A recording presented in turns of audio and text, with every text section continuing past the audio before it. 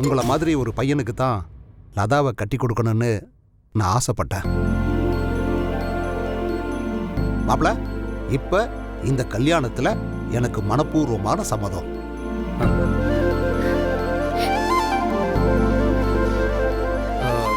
Sir, கரெக்டான முடிவு எடுத்திருக்கீங்க. எங்க பாஸ் தங்கமானவர், ரொம்ப நல்லவர் சார்.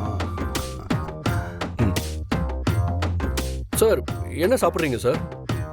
எங்க எம்டியோட மாமனார் மாமியார் முதல்ல ஆஃபீஸ் வந்திருக்கீங்க. எதுவும் சாப்பிடாம போனா நல்லா இருக்காது.